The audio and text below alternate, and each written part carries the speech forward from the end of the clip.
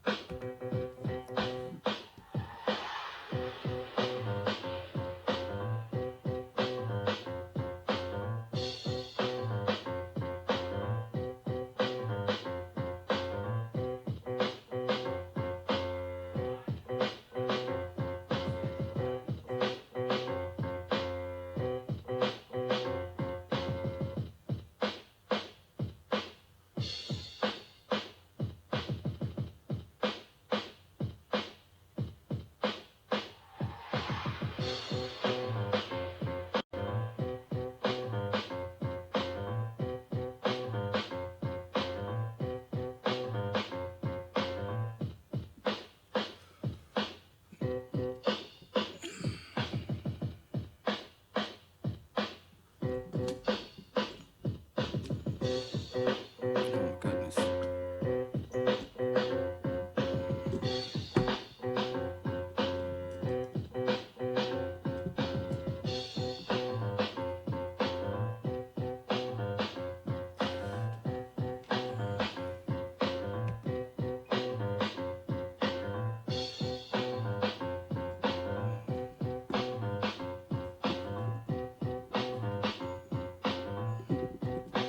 We good?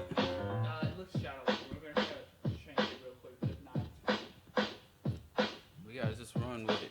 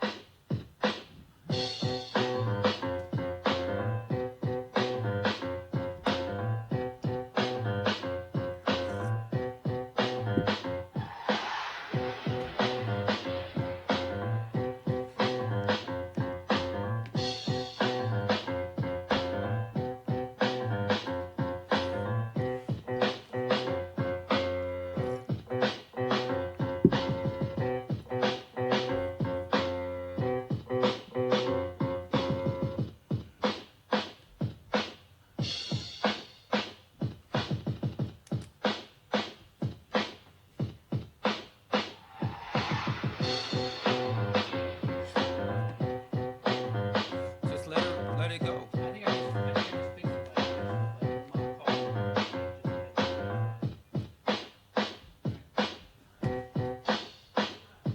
Like, We coming in the dance with the slippers and see ya. Down with the sound called BDP. If you wanna ruin the groove, well you must see me. You can't sound like Stan or the one Marley.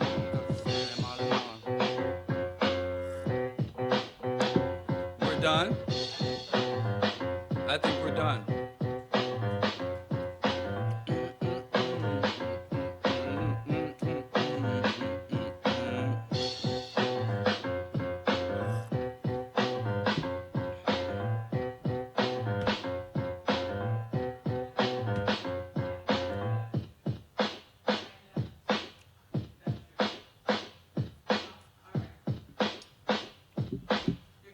All right. I'm using. What are you using? The phone? Are you using the Erica?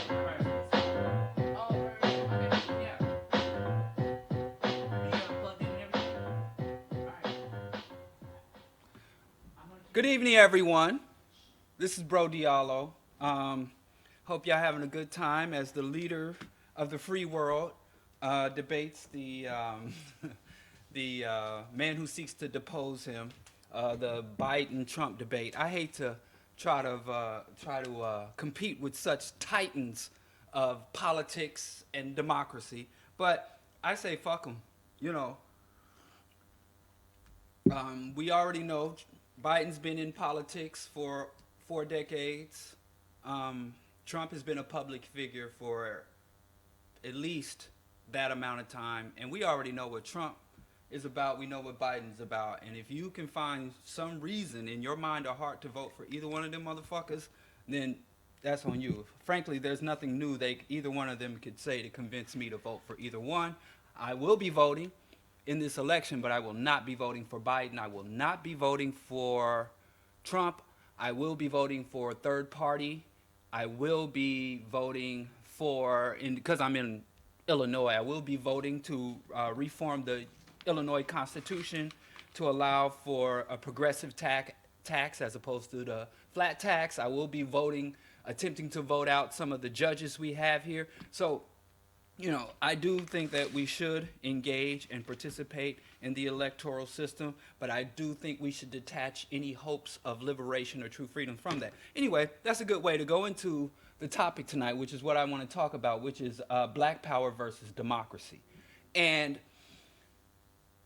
since the emancipation of African people, or go back as far as the forced immigration of African people into the United States, black people have been at odds with the U.S. democratic system and the very concept of democracy, even across the globe. Even if you look beyond U.S. politics, you'll find most revolutionary movements have had to more or less shun democracy, and the U.S. was very fond of calling non-capitalist black African nations or Caribbean nations, nations that didn't align with the U.S., said they were anti-democratic.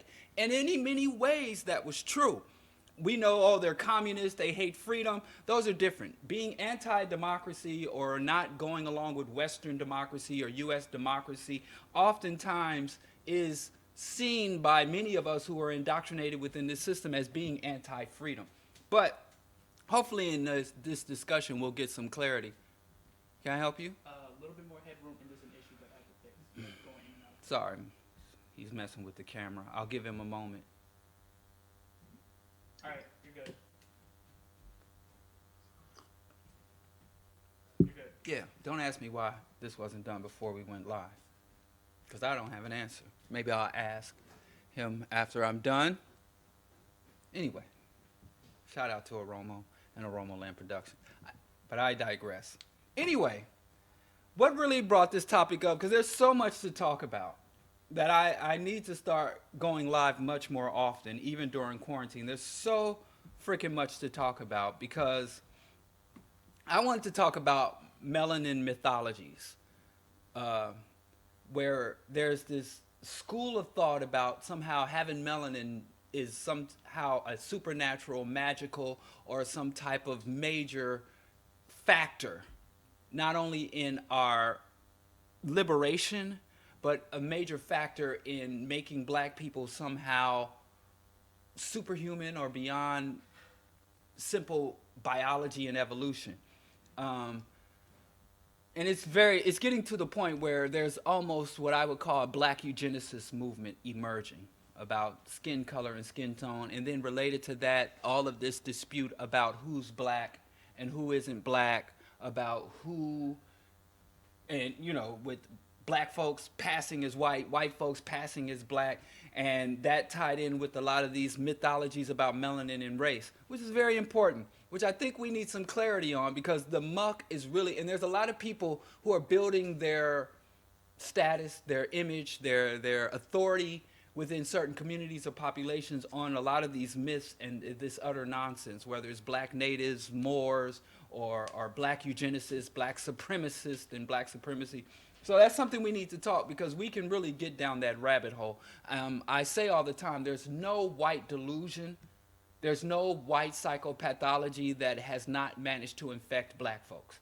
And so a lot of times we think because if it is black or if it's Africanized or blackatized, that it must be different or divergent from, or will have a different impact than it's had on white folks. We see how supremacism and racial myths have driven white folks literally insane, psychopathic racial personality. And so, but we think this will somehow liberate us or take us to a place of power and prominence, or restore us to our times of antiquity. So I really wanted to talk about melanin myths, but in this time, Ruth Bader Ginsburg, RBG, up and died.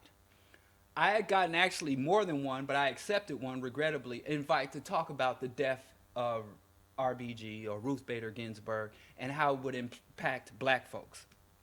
And I've observed a lot of black people making very, I don't know, just flippant or dismissive or hostile or slick statements about the Supreme Court and about politics in general, especially from the more militant black nationalist point of view. And I'm not sure why we can't be realistic about U.S. politics and our status within them. Somehow we take a more fanciful view. The two streams of that fantasy is one, people say, well, we need a seat at the table, Michael Eric Dyson. We need a seat at the table, and if you don't vote, you're betraying our ancestors, and we can gain something from the ballot and make progress and ultimately secure equality and full integration through the political system. And then other people say it doesn't matter and burn it all down. But I think like the burn it all down people, or what they've come to be known as the accelerationists, are just as absurd as the kumbaya integrationists. And I'll try to explain why. So that was a long roundabout introduction, but now I want to just talk about the meat of what I'm here to talk about, which is black power versus democracy. First of all, in this country, black people's rights and status has been legislated, whereas white people's status, well, white men, landed white men, their rights are what they call inalienable. And if you look up inalienable rights, that means rights that, number one, cannot be taken away through any act of law or legislation or policy. Not only can it not be given away, but there's another caveat saying that you don't even have the right to surrender those rights, meaning you can't even forfeit your inalienable rights. So white folks in general were recognized as human, even indentured, or the mythological Irish slaves. You hear a lot of, oh, well, the Irish were slaves, which was never true. The Irish were never chattel slaves. Or the Italians, before they were identified as white, Jewish people, before they were integrated, all these different off-brand, off-color people who were at one time considered ethnic, racial, religious minorities that have been grandfathered into the status of whiteness. They were always recognized as, even if they would say human, they would call, like the Germans, the Huns were called barbarians by the Americans. They didn't want Germans coming here, and the Germans were discriminated against. In fact, I have to say this at every time it comes to my mind. When Europeans reached the shores of Africa, India, the New World of America, of Asia, everywhere Europeans went to colonize, enslave, brutalize, commit genocide, and systematic rape and destruction of cultures, they didn't learn those skills when they ran upon people of different color, or even people of different ethnicity, or even people of different religions and languages. The Europeans got on those rat-infested ships already being masters of colonization, systematic rape, genocide, enslavement, because they had spent generations doing that to each other. And some of you and white folks will say, well, Jews aren't really white, or Italians are swarthy people, but even within British on British, even within concept of gender, where women were reduced to property and status of property to be given away to a husband for a fee or dowry. So it's insane to me that we would think that our European Western hegemonic oppressors would ever surrender their power and end their atrocities. Or it's even absurd that African people would think to ourselves, we want to be equal with whites. If you knew 1/10 of European history and their internal relations, if you really weren't caught up by the myth of white unity or pan-Europeanism, you would never want to be equal to your lesser. I mean, it's insane to me, but it's something that I've been trying to teach and articulate for so many years. That equality with your oppressor makes you equal to your oppressor. So anyway,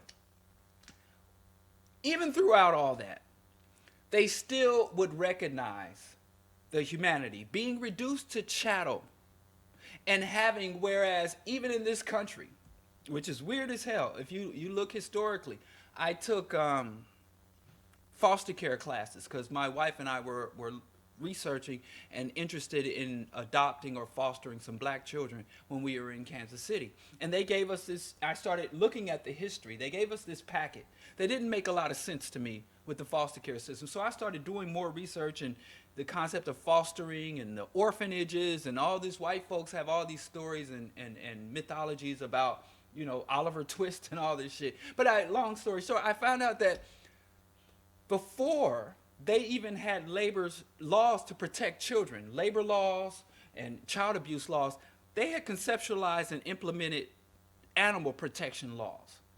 In fact, in Victorian England or early America, early industrial, pre-industrial, and industrial America, you would face more charges for beating and neglecting your mule than you would for beating and neglecting your own children. But this is the system. These are the people we want equality with.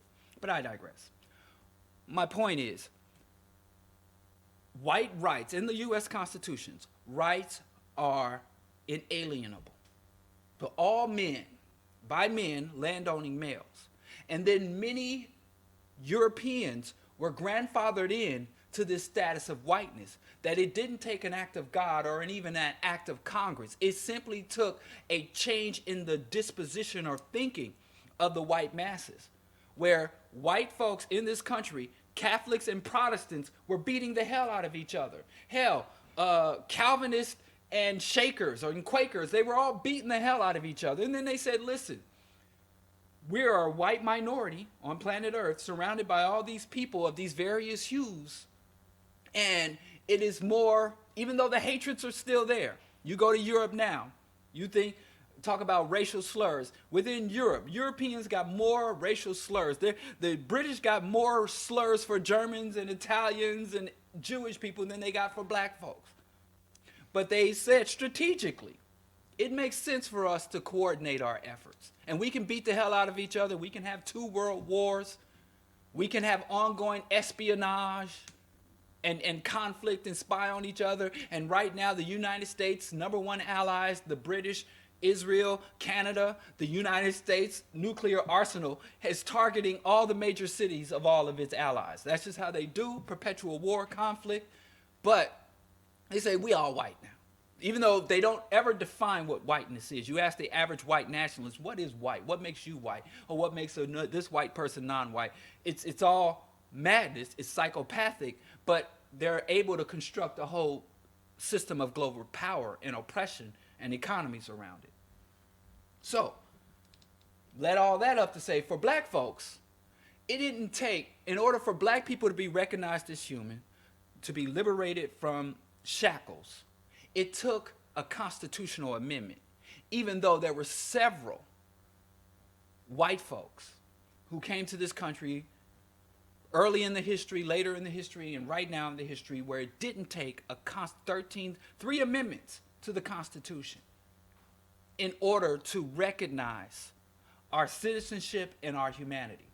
So that set the precedent where black folks had to go beyond the popular opinion or popular vote, where when you get enough white folks to say, well, Jews are basically from Europe, they come, we have the same origins and all that, and despite all of our history and our differences on religion and some ethnic difference, they're white. Italians are white. Irish are white. And these are people who didn't start off white, but got grandfathered into whiteness. It just took a change in the mind, which is the democratic process. Majority rule. When enough of the white Anglo-Saxon Protestants decided to embrace the European Catholics, it just took a democratic position. Hey, this is the new point of view. Whereas for black folks, it was irrelevant what any individual white person thought about any individual black person, or what a whole community or population. You had a whole segment of the country, the North, which wasn't the North. I mean, but it's a simplification. Let's run with it. We all know it. The North had the opinion that black people shouldn't be in slavery for various economic and geopolitical reasons, and the South decided we should be. But they had to fight a war. It just wasn't enough to change in the mind state, the mentality. But the Emancipation Proclamation, which only freed slaves in the South, northern slaves that didn't abdicate from the Union were still enslaved up until the 13th, 14th, and 15th Amendment. And that set the precedent of black folks' reality, our humanity, our rights, our status being legislated. And they couldn't put it up for a vote. Pay attention to that. If Abraham Lincoln said, well, let's have a referendum, You know, let's have another constitutional Congress to say, let's vote and see if black folks should be allowed to be human. More likely than not, that would have been voted down democratically. And then we go through some more history, all the way make that leap, the Jim Crow era, which again was legislated. It was never voted on. Saying black folks will be separate but equal. Legislated. It was, judicially certified or validated by the Supreme Court. All of that, but still through the courts. Not voted on, not on a ballot. Desegregation, Civil Rights Amendment. None of the things that brought us freedom or the suffrage, the right to vote, or an opportunity to bring our grievances to the court, such as the equal protection and anti-discrimination and quotas in terms of admission, housing, none of that was ever voted for. All of it had to be legislated. In fact, as much as America and the Americans love to say we're democratic and we love democracy, whenever it comes to black people, they have to circumvent the democracy.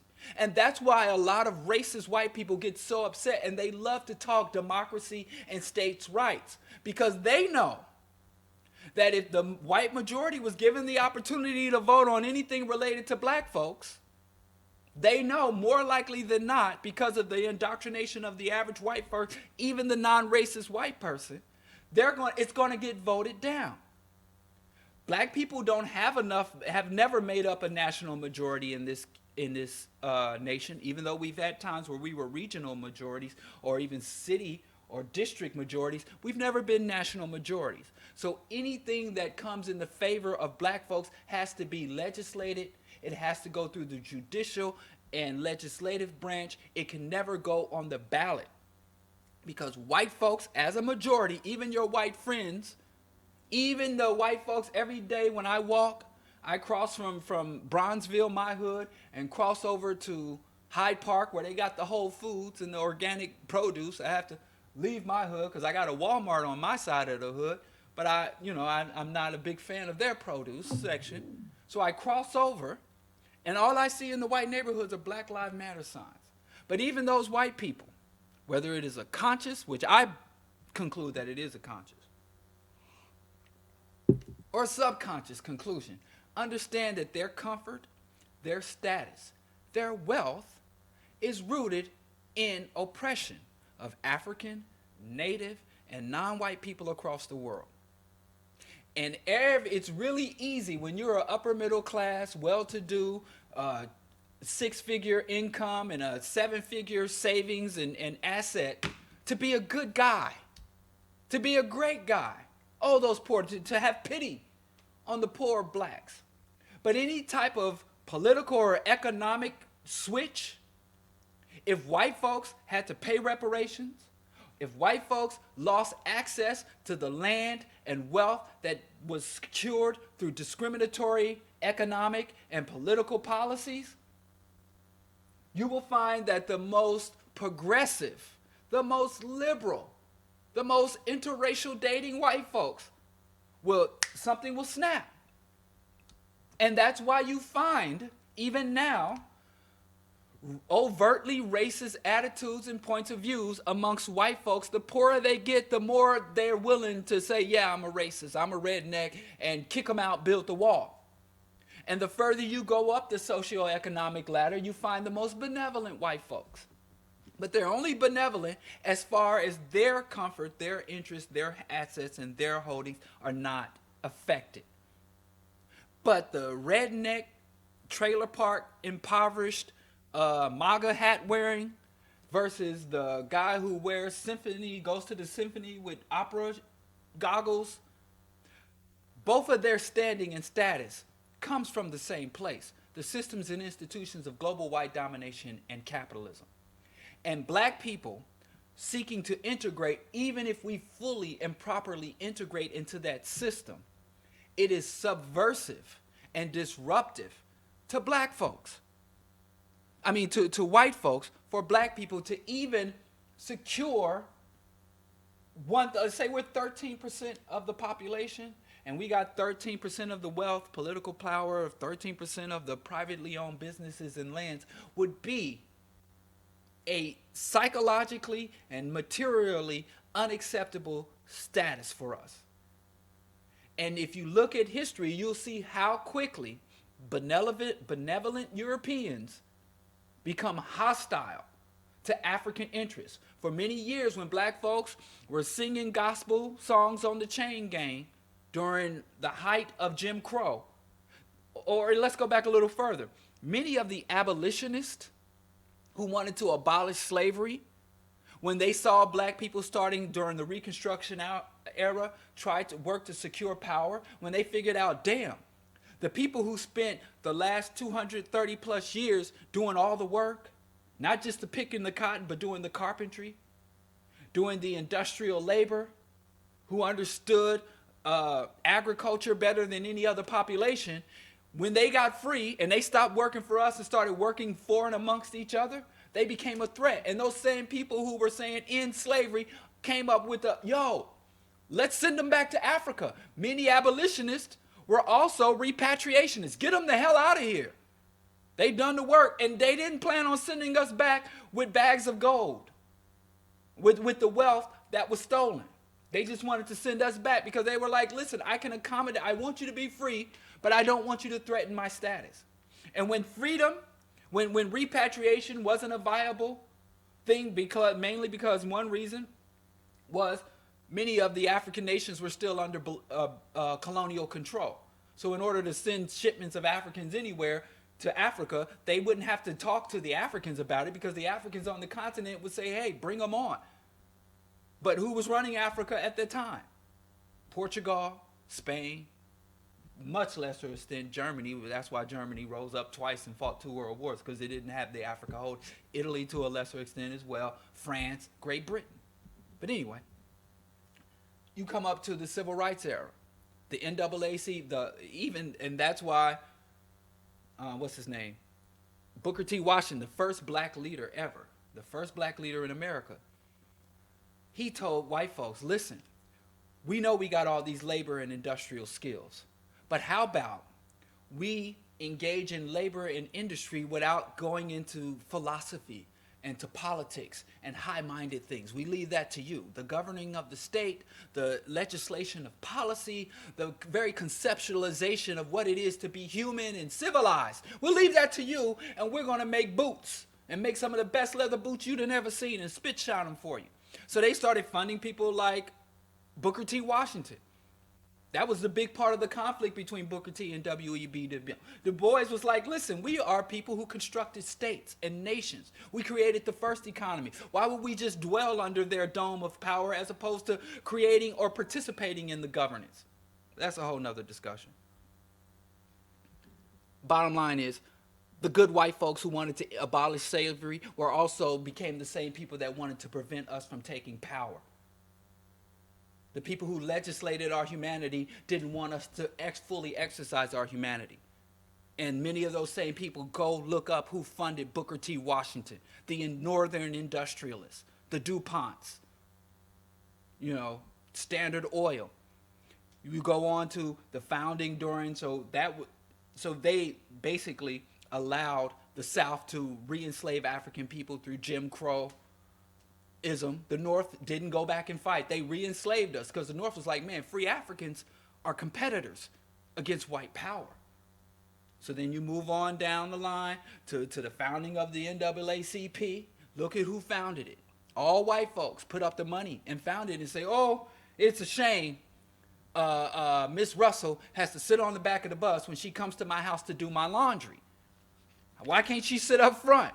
It's a shame Miss Ann can't stop at the cafe and get herself a cup of coffee while she's carrying my letters and going back and forth to the postal service or carrying the pie to one of my friends' houses and coming back. She can't sit. So we want black folks to sit at the counter, And why can't we have a black person go to school wherever they want and come here and manage my books? Or why can't I have a white boy, not a black boy, just sleep the floor, but I want him to be able to keep the books as an accountant? All these benevolent white folks. Again, The same benevolent white folks that funded the NAACP, that set Martin Luther King down and put a grip in his pocket, the same white institutions that gave him, Martin Luther King, the Nobel Peace Prize, when black folks was like, oh, I'm going to sit in the front of the bus, and I'm not just going to sit in the front of the cotton-picking bus. I'm going to take the bus down to the DNC and apply to get on the damn ballot. I'm going to write some policy. I'm going to talk about how we govern. And also, I'm going to use this newfound freedom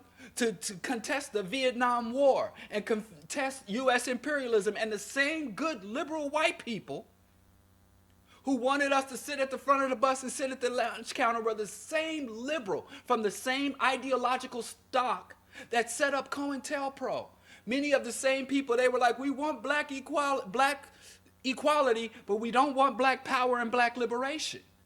So our same allies that wanted to unite with us to free us from Jim Crow also were the same people that presided over the new Jim Crow, mass incarceration, the crack pandemic that was preceded by COINTELPRO and the subversion of our black nationalist and pan-African and black liberationist movements.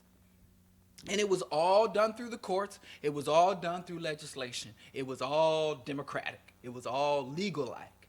See, so that brings us up to today. Claude Anderson said, and I know Claude Anderson has fallen out of favor with a lot of y'all. He's fallen out of favor with me as well. I can't rock with Dr. Claude Anderson. I never rocked heavy with Dr. Claude Anderson because I didn't think black capitalism was a good countermeasure to white capitalism. And if you read Lord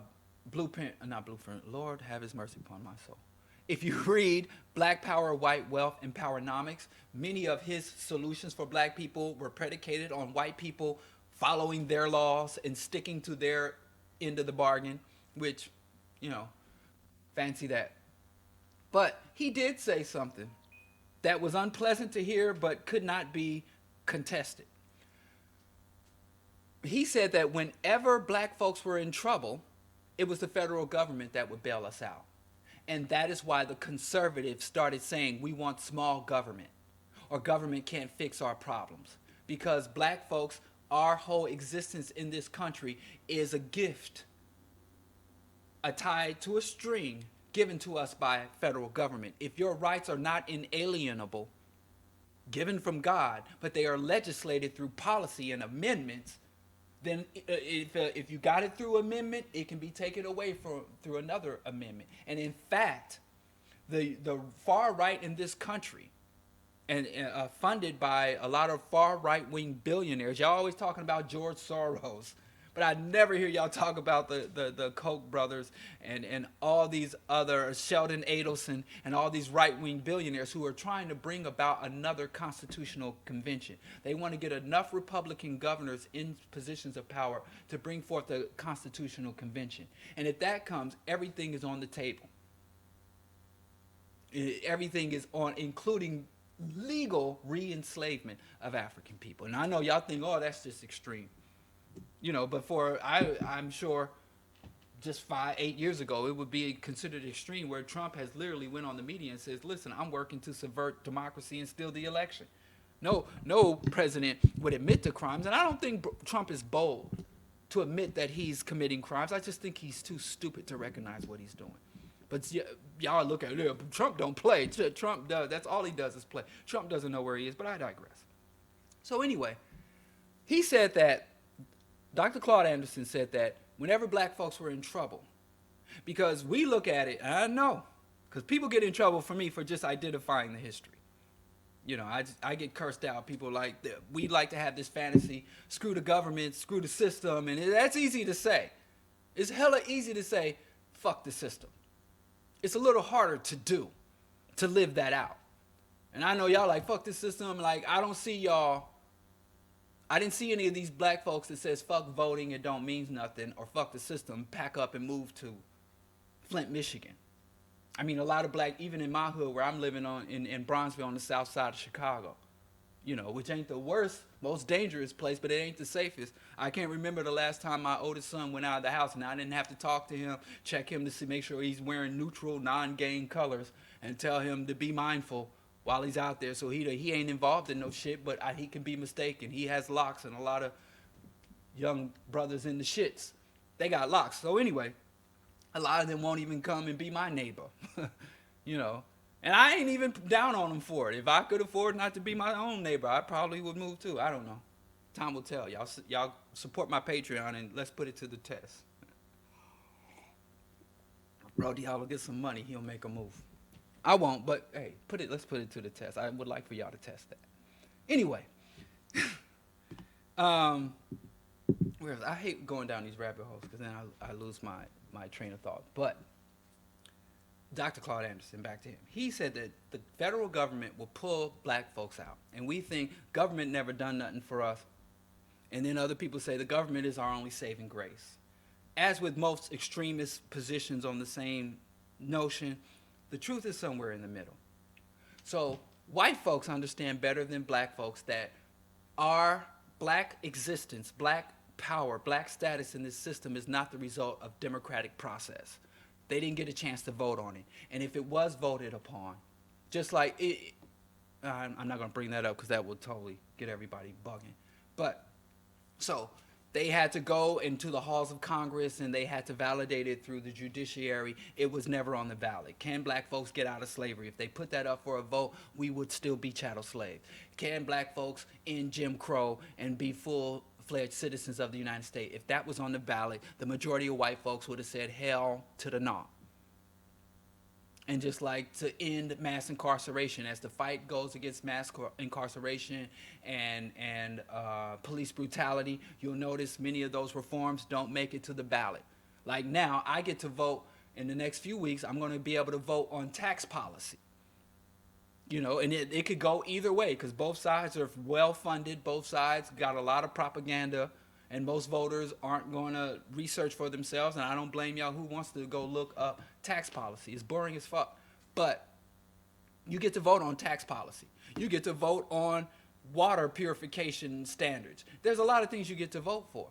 But black folks and freedom has never been on the ballot because nobody would even fund or advocate for such an initiative because they know better than we do that shit would lose triumphantly, and then the United States would lose its already lost it, but back in the 80s when it still had it, in the 70s where the United States is trying to reform and trying to make progress on this race issue and trying to do something and put Negroes in positions of authority, they would lose that. And it was more important to have it back then than to have it now because back then they had the communists.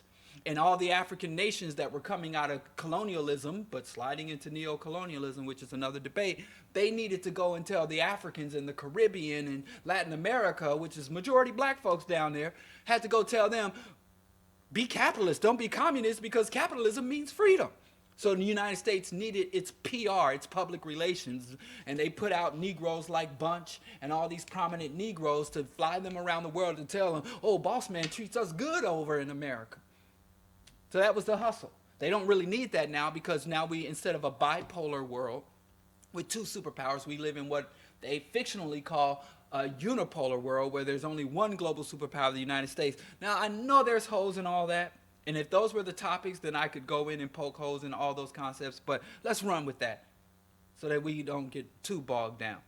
So anyway, the right wing started the whole small government movement. The small government movement started and became a legitimate right-wing idea at the very moment where black people got our civil rights legislation and black people started having more sway and pull over the federal government, more influence over one of the major parties, which is the Democratic Party. Black folks, when we first became emancipated, were mostly Republican. My great-grandfather, Sonics Bowie, was a Republican. And they would say it was the party of Lincoln. And then around the time of the New Deal, FDR, black folks jumped from the Republican Party, and it was it wasn't an overnight thing. But they started like, even Dr. Martin Luther King's father was a Republican. But what happened was there was a shift for these idiots to say, well, the Republicans were the party of freedom, and the Democrats, yes, that was true a century ago. It's no longer true. This thing called the Southern Strategy, where all the racists migrated from the Democrat, the overt racist, migrated, and then the liberals migrated to the Democrats. It was just a trade-off. They traded names, they traded hats, and kept the ideology. But at that time, where black people, from white folks' point of view, now again, black people are like, white folks will look at us and be like, look at what the blacks get. I turn on the TV, I see them playing basketball, and I see Michael Jackson on stage, and I saw a Fox News report said that welfare queens are buying Cadillacs with food stamps. Black people are doing better than they deserve. They get all the free stuff, and then they say black people, they reproduce like rabbits, even though our reproductive rates have been going down. Black people reproduce like rabbits. Black people do all the crime, even though your 401k was stolen by a Wall Street slickster. Black people do all the crime, and they get all the benefits, and they really believe that the police are in danger and just out there. So white people have these delusions. So white people were under the delusion that black people had too much power in the government and were given too much sway because we got desegregation passed. We got a black Supreme Court justice. And not only did we get a black Supreme Court justice, he was a former NAACP lawyer. And there were pictures of LBJ sitting next to Dr. Martin Luther King. And so white folks were like, the feds are doing too much for the blacks. And that's when they wanted to drain the swamp. That didn't start with Trump. That started way back during the middle of the civil rights movement, and they wanted to say, we want to go back to states' rights. The identical rhetoric that was said during the Civil War. We want to go back to states' rights. We want small government. We want to defund the government. You think the progressives or the liberals started defund the police? That's no more than say, oh, the more things change. It's all this swap and spit between these two opposing forces. But they wanted to say, we want small government. And Ronald Reagan was the first time they got a politician who ran and be elected at that status, who was an anti-government politician.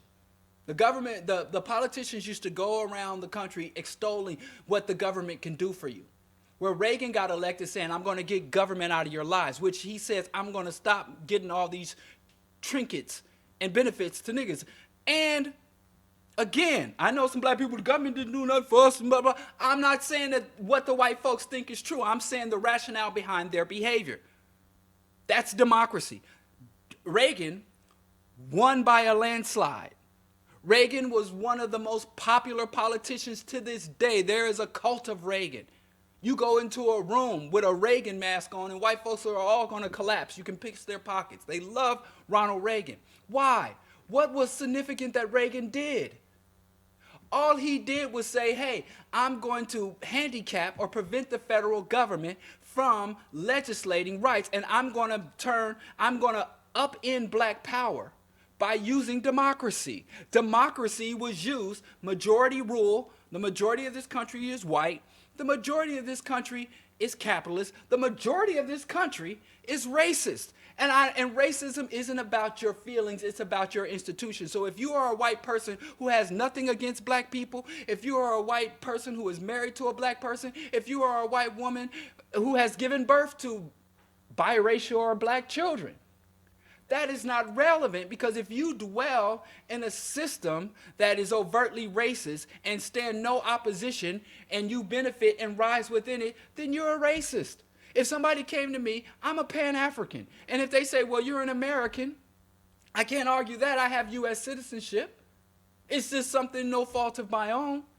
And if I'm not doing anything in opposition to a U.S. policy, which is imperialist, then I'm a U.S. imperialist. Even if I'm like, well, I really have nothing against Venezuela. I don't hold any animosity towards any Venezuelan. But if I'm not in active opposition to the U.S. coup d'etat, a mini attempted coup d'etat, going all the way back to George W. Bush, and Obama tried to overthrow the Bolivarian Revolution, then I am guilty.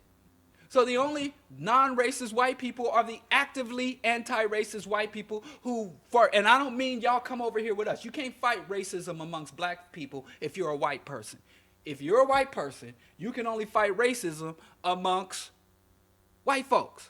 You know, if I'm fighting rabies, I can't go amongst the healthy raccoons. I have to go amongst the sick raccoons and take them out, or vaccinate them or cage them and isolate them, whatever. But you can't be like, well, I'm against rabies and I'm going to go hang out with the healthy raccoons. I don't know why I'm using this analogy. I hope it works. You get my point. And here's another thing. Just white folks.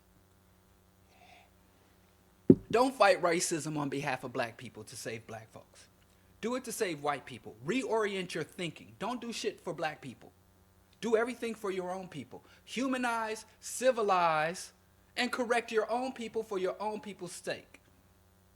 And I tell you, not only will you conceptualize better things to do than waving signs and marching, where you have access to places that no African could ever make, you will have more rational approach to things.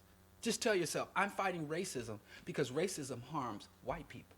I'm working to humanize. That's what Karl Marx did. That's why he's one of the most beloved white men, as problematic as these were. If you go around the world, from Vietnam to Cambodia to Cameroon, one of the most beloved white men in the world, in history, is Karl Marx. And it's not because he did anything for anybody who wasn't white like him. He worked to civilize Europeans for Europeans' sake. So if you want to be a known or a good white folks, that's what you should do. That's what I always encourage. But I digress. So now democracy's in action in the United States. And black folks think if they can stop stealing our votes, if they stop with the election corruption, then we would have a better country. That if we get rid of the Electoral College, then things will be better for black people in particular and the country in general. But what history has demonstrated to us that if black people want rights, if we want freedoms, if we want the ability to navigate this society without overt, direct hostility, whether it's from white mobs trying to lynch us or white cops murdering us in our homes like Breonna Taylor, we believe, or we falsely believe, that democracy will help with that. But even though what we have seen historically, that whenever America wanted to do good for black people or give black people some relief, or as James Baldwin would say, he was very brilliant, James Baldwin, said a lot of times when black people vote, they're voting for time more than anything else. They're voting for a space to navigate and to function without the worst ravages of this system being heaped upon us. That's why I say all the time, when you go to vote, you're not going to vote for liberation. But you have to decide, ask yourself, do I want to fight for black liberation with lead in the water? Or do I want to fight with black liberation under a condition where the water is lead free? Do I want to fight for black liberation where there are ecological and labor standards upheld? Or do I want to fight for liberation where there are no EPA or OSHA standards? Because the fight for liberation is a given, regardless of whatever progressive or regressive policy is emerging in the United States at the time. And the United States is also a pendular society. It means it goes from one extreme to the next. The United States will go from women having to be covered up, you can't even show your ankles, to women allowed to be in thongs and topless in the streets, and celebrate them both equally and see both as a triumph. This is a irrational, pendular society. 1 minute, the Republican Party, just like they say, well, you can't have a Supreme Court in a selection in a election year, and the next they're pushing just as hard to do it literally days away from the election. So they swing the pendulum. So black folks, I was just telling someone earlier, there's no rationality in racism. There's no logic. There's only one consistency in racism, and that is white aggression against non-whites. That's the only thing you find consistently. How they measure that aggression, they will be aggressive by trying to kill you and cut your throat, or they will measure that aggression by trying to romance you and fetishize you and make love to you all night. It's a sick, pathological state of being. And a lot of times black folks, we try to find a comfortable niche within that. We try to pay white folks a ransom. That's what this whole black wealth thing. Black wealth is nothing more than paying a ransom to white people so that you don't have to personally, or your family and loved ones don't have to endure the worst ravages and direct ravages of white domination. So you make $50 million or even $1 million, then you have certain comforts and leisures where you don't have to suffer the worst ravages of a racist system. But you still have the dioxin. You still have the ecological destruction. You know, your wife has contaminated breast milk, but she gets to ride in a Bugatti, whereas my wife has contaminated breast milk, and we got to ride around in an old Ford that's like 6 years old, Ford Escape. But that's what money does. It doesn't really give us power. Like Oprah can't go and create legislation. Oprah can't subvert or obstruct the agenda of the empire with all that money. And if she did, they could literally, some white boy in Washington, D.C. or in the Federal Reserve or somewhere can click a button and freeze her assets without even trying. So money is not power. Money is a medium of exchange. You know, as much as I love the song, shout out to Lil' Kim, as the rest of y'all, it's money, power, and respect. Those things are not all automatic or mutually inclusive. But I'm not Chris, how do I get all the way to Lil' Kim? So what I'm saying to us, black folks, democracy will not save us. Democracy has generally, throughout the history, as much as it has been celebrated by black and white leaders, and as much as the United States like to brag about its democracy, black democracy has always been hostile to black power. And not even black power, but some level of black relief or any level of black reform. Democracy has been hostile to that. So the more democratic the United States becomes, actually, the more racist it becomes. Democracy majority rules. It means that the numbers, it's a numbers game.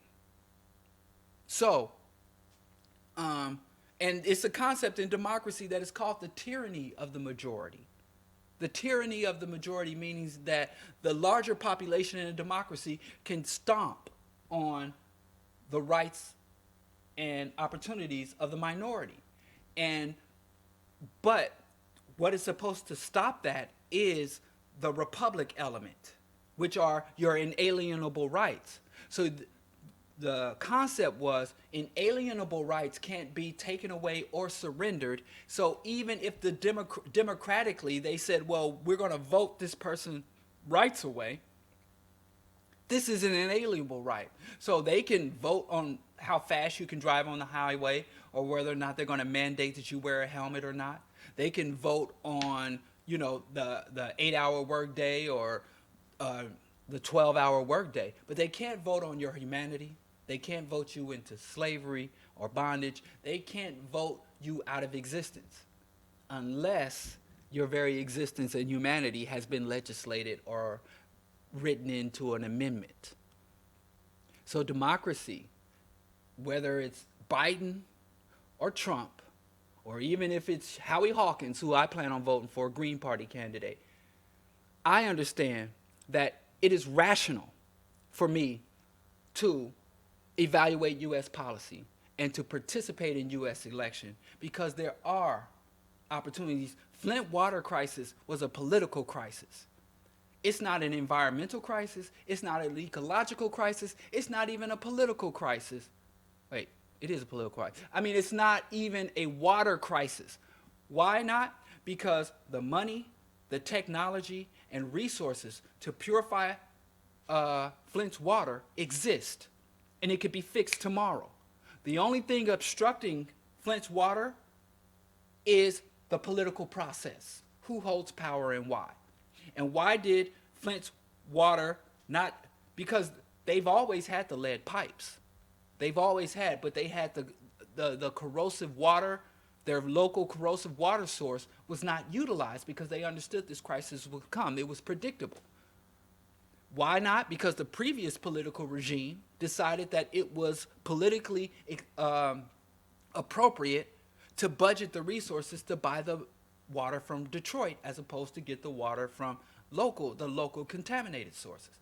And then a new political regime came in and decided politically they would rather save money at the cost of the water quality. It's a political crisis that was voted in democratically. That was a democratic, and you get, oh, this is terrible. Yeah, it's terrible, but do you love democracy or not? Are you pro-democracy? They called Hitler a dictator, but Hitler was legitimately elected official. Of course, he evolved and named himself the Führer But you know, the chancellor and the official vice chancellor, what was it? But whatever title he held before he crowned himself Führer, he got there legally and democratically. So, I'm not saying black folks, it would be irrational for us to shun democracy because there are certain opportunities presented to us within a democratic system, especially like here in Chicago. There's so much political capital wasted by the black population here. You know, and a lot of black folks are like, yeah, fuck the system and fuck this shit, let it all burn down. John Henry Clark said, you can't run an African economy if you can't operate a candy store in Harlem. You can't govern the largest, wealthiest continent in the world, the continent of Africa, if you can't even operate and get your will imposed in a small alderman district that's 80% black. So if you got a school board and the student body of the public school system is 70 to 90% black, but you have no sway over the school board, but you're going to govern Africa, you're going to govern a nation. So there are opportunities within the democracy for us to flex, for us to maneuver. I like to use the word navigate. I think that African people need to navigate this economy and navigate this political system. When you think of navigation, you think of a boat. A boat is in the water, floating above the waves. It's not once it goes under the water, it's gone. So if we look at this nation, or the systems of oppression and capitalism as a turbulent ocean, we still have to get through it. Because if we don't push, we're going to sink. And if we don't properly navigate it, we're also going to face oblivion. So you can be in something without being within it. You can move through above and just skirt the top of something in order to get to your ultimate destination. But if you're like, well, I'm in the middle of a turbulent ocean, but fuck the water. What sense does that make? So I'm in the middle of an oppressive political system, fuck politics. That makes no sense. So what I say is black people, just same thing Malcolm X said half a century or more ago. Ballot or the bullet. We ain't nowhere near bullet right now. But we can manipulate the ballot. Whenever you go to vote, you're not going to be able to vote for black power. Black power must be built not just in the United States or in your community, but black power has to be global. The reason we don't have the luxury of having black power be anything other than pan-African and global is because the system of oppression we face is global. We can overthrow every manifestation of oppression and racism in the United States tomorrow, and the world will still be doomed. If the system and institution of white domination were still able to execute their agendas in Panama, Uruguay, in the Congo with AFRICOM, if they were still able to do their underwater nuclear experiments, and they were still allowing the polar ice caps to melt. So our fight for liberation must be global and has reached as far as the systems of oppression reach. So we really don't have that luxury. Not saying you can't work on a local level, but you absolutely must recognize that we're not going to get there through the vote. There are some things, items, opportunities, and resources to be gained from the vote, but in none of that list or none of those options exist liberation, which is the only thing that we can secure that will prevent us from being tossed in this turbulent ocean of white domination or United States political system. So I encourage every African to vote. Don't vote for who you think are going to win. Don't vote against who you're afraid of, but vote for specific policies that you want. And just be cold, distant, and calculating. What specific policies do you want? Number one, I want an end to U.S. imperialism. I want universal health care. And I'm only going to ask the system of what it's capable of giving. The system can't give me liberation. Something I have to secure with my people. But it can end its imperialist aggression. And that's what I vote for. So I don't vote for anyone that is going to advance imperial aggression. Now that pretty much always leaves me presidential. That leaves me voting for third party candidate. But there are some local candidates. I mean, I supported a candidate for mayor who was an anti-imperialist mayor. Now, of course, he can't affect U.S. imperial policy if he was elected mayor, but at least I know as he climbs the political ladder, and I also know he supported reparations and things. So vote for, even if it takes 2 or 3 generations, advocating and voting and struggling specifically from what the system is able to give. First, identify what the system has and what is you're able to loose from that system and the means and methods and techniques and tactics you need. We need to be cold, distant, and calculating. Don't get emotional about Trump's racism. Don't get emotional about Biden's racism. Don't get emotional that either one of them, every election cycle, there should be African contingencies. 4 more years of Trump, we do this. 4 more years of Biden, we do that.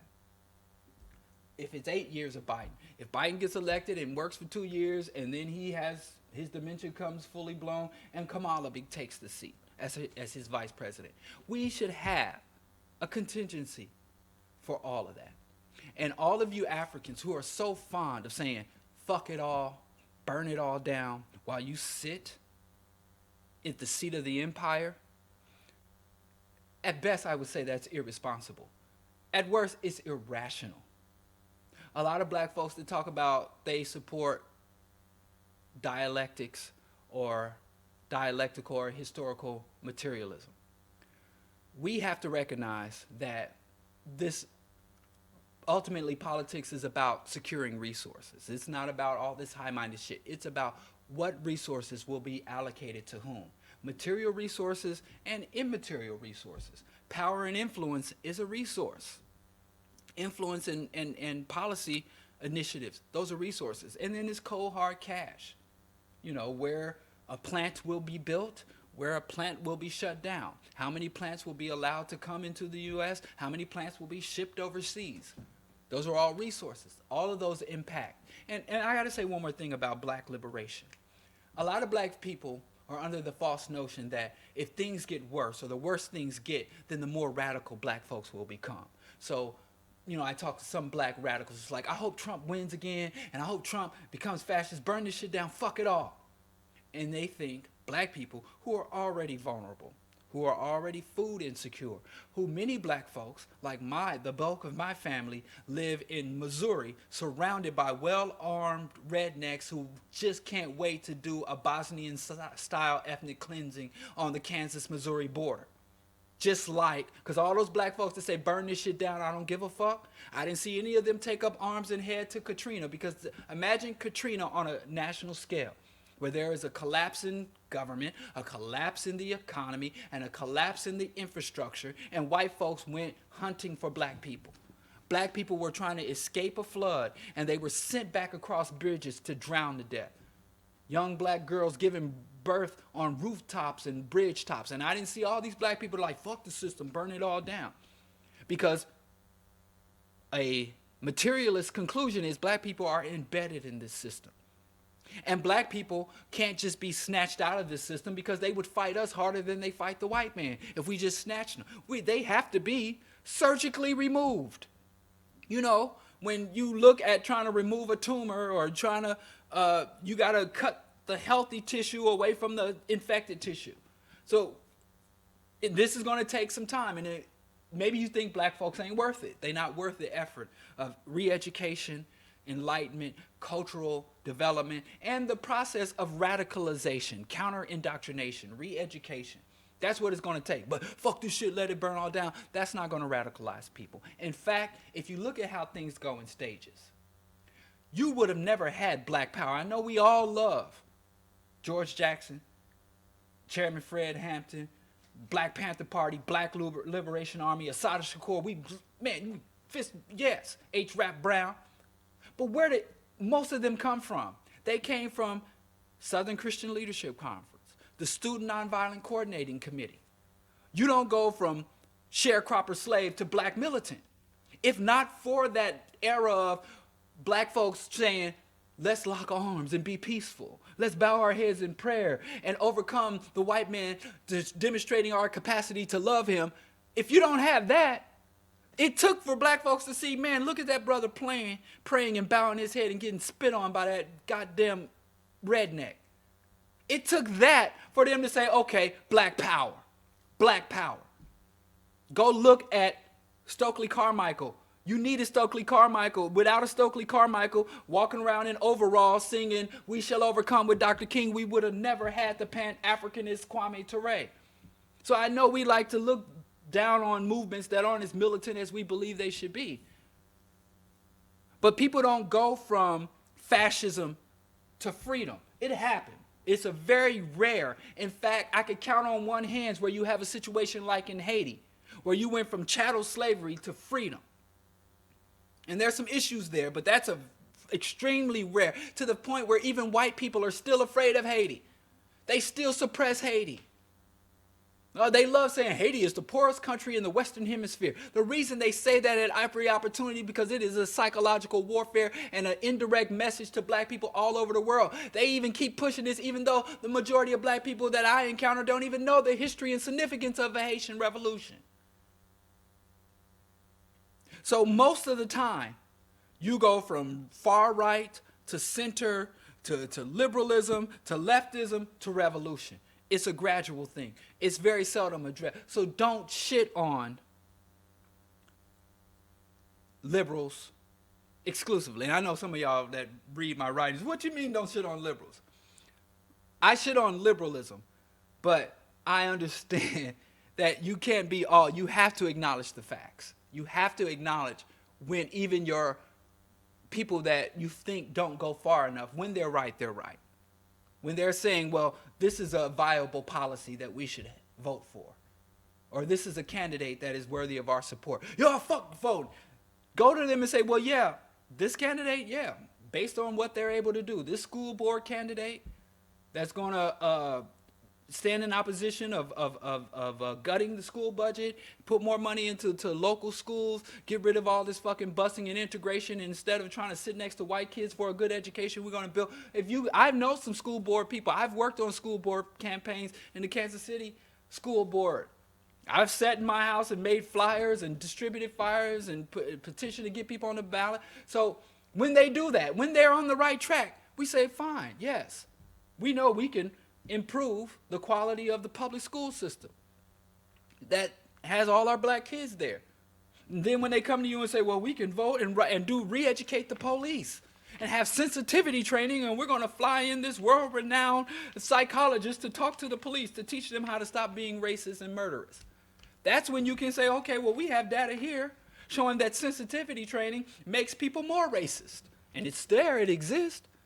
But if you just blanketly sweep the table like everything you say is wrong and everything I say is right, you lose any legitimacy. But a lot of black folks don't really want legitimacy, because here's another secret. A lot of black nationalists thrive off of black suffering. And if black people ain't suffering, then they don't really have a position to talk on, because they're not really ready for governance. They're really not really ready for a transition of power. They don't know anything about statecraft or institution building. All they know how to do is denounce and decry oppression, which we need people who can point out, denounce, and decry oppression. But if there's not ongoing oppression, they really have nothing to say to the black people. So they depend on the white man to keep his boot on our neck so that they can have a voice. And it ain't just the militants. It's also a lot of the leftists. Al Sharpton. You know, he made a whole career that's drenched in black people suffering and blood. And the day black folks, he literally waits around. He waits around for an atrocity to happen to us so he can fly out. I mean, just be wary of the people who are only there during atrocities. They're not there to build. You don't see Sharpton when black folks are doing well and building up. He's nowhere to be seen to contribute to the build-up. He's already there to wipe it. It's like they said Jesse Jackson wasn't present when Dr. King got killed, assassinated, and he went and wiped some of King's blood on his shirt so that he could go on live interviews. Oh, I still have blood on my shirt. He wasn't there for the struggle. So, revolution is not a democratic process. It's not exclusively political. Revolution is holistic. Entertainment, labor, politics, war, sex, and intimacy. Revolution is holistic, and it encompasses every element of our reality and who we are. it's not a democratic process. It's an intellectual, it's cultural, but you're never going to be able to vote for or against revolution.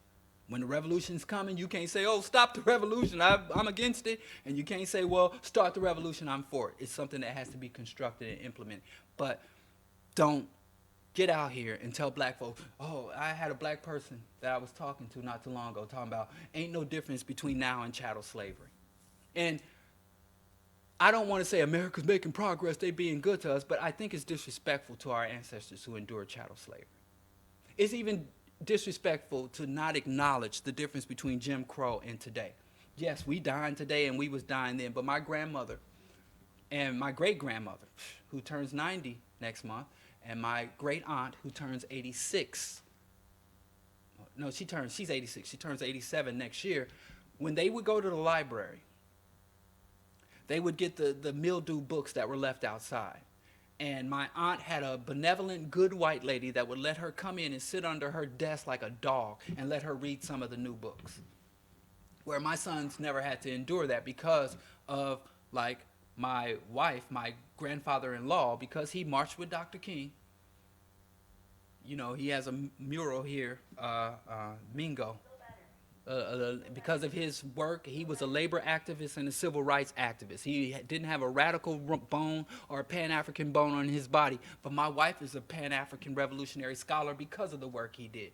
So it's disrespectful to downplay the incremental changes and the opportunities. And a lot of these black people say, ain't shit changed.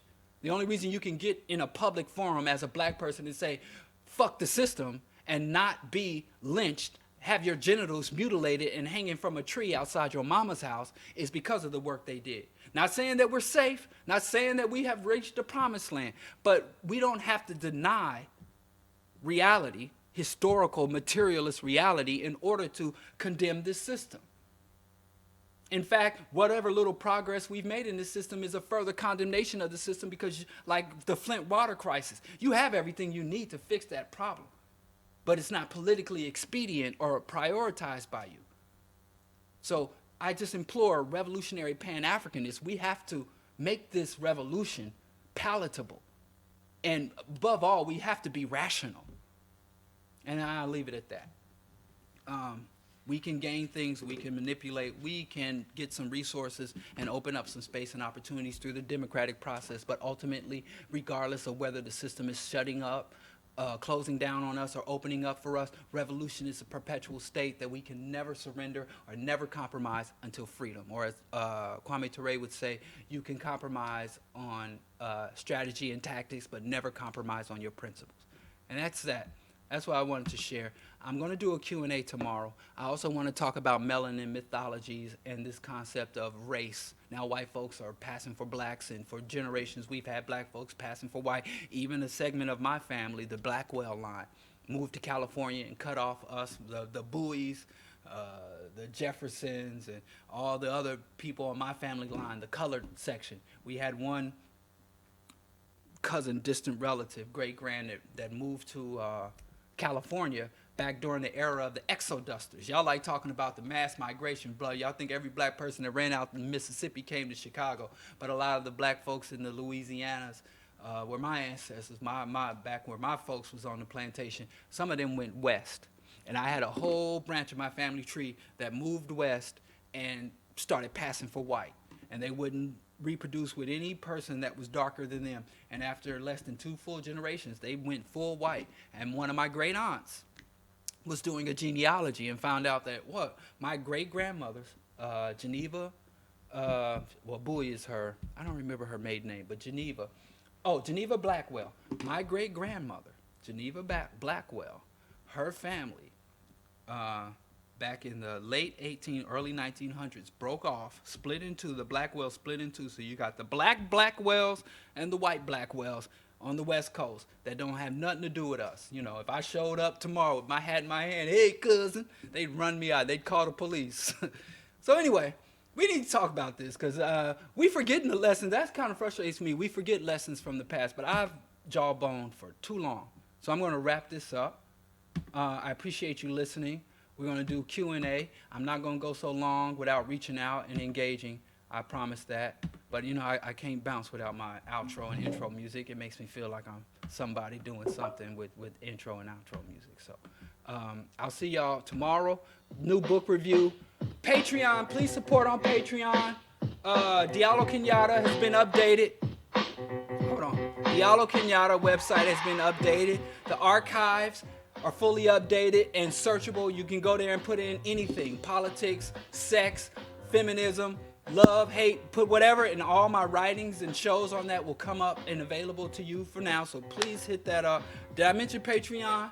You know, shout out to all my Patreons that have stuck with me through the pandemic, allowing me to keep going. I had to go out. I was supposed to do this presentation yesterday, but I had a wire default on me. I had to go to Best Buy and get a new wire for the broadcast. Shout out to co-conspirator number 2, Chauncey. Shout out to Delta Star Media. Shout out to all my Patreons, and I'll see y'all tomorrow evening.